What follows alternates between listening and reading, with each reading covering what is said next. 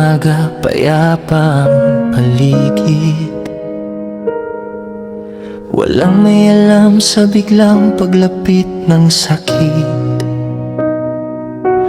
May sigaw na humati sa normal na araw, at dalawang pusong handang sumugal.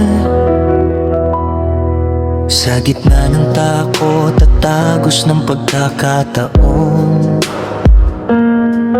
may isang kaibigang hindi umatras doon.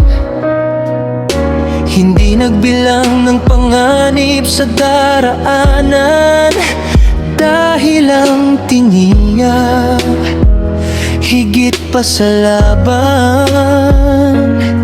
Hindi lahat ng bayani may kapaw, may pangalan. Minsan simpleng kaibigan na buong puso ang alay.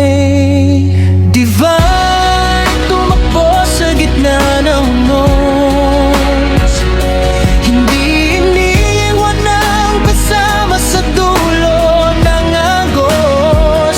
Para kay Rene, buong lakas na ibinigay, kahit kapalit ay sariling buhay. Dalawang pangalan na hindi malilimutan, dalawang pusong matapang sa harap ng kawalan.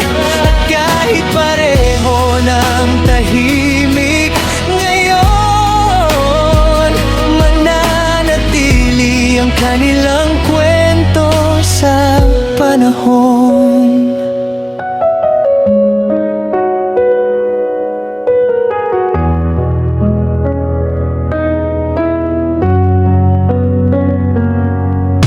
Hindi nasusukat ang tapang sa haba ng buhay, kundi sa dahilan kung bakit lumaban. At sa isang sandaling pinili ang iba, kaysa unahin ang sariling paghinga. Magkaibigan, magkakapay, hindi iniwan kahit mahirap ang laban. Sa bawat alaala at bawat dasal, patuloy kayong mabubuhay sa aming isipan. May mga taong umaalis, pero hindi nawawala, dahil ang kabutihan nila sa puso na iiwan pa. Divine, tumakbo sa gitna ng unos, hindi iniwan ng kasama sa dulo ng agos. Para kay Rene, buong lakas na ibinigay, kahit kapalit ay sariling buhay. Dalawang pangalan na hindi malilimutan, dalawang pusong matapang sa harap ng kawalan. At kahit pareho ng tahimik ngayon, mananatili ang kanilang kwento sa panahon. At kung may lugar na walang takot at luha, sana magkasama kayong naglalakad doon. Wala nang panganib, wala nang pangamba, kaibigan pa rin hanggang dulo.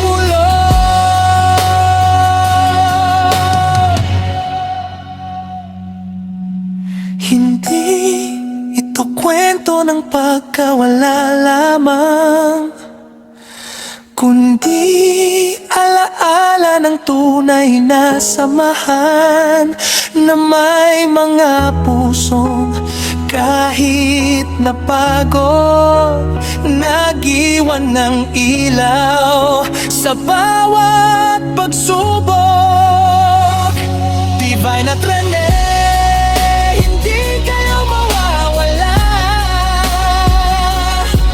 sa bawat kwentong ipapasa, dahil ang tapang at pagkakaibigan hindi natatapos kailanman.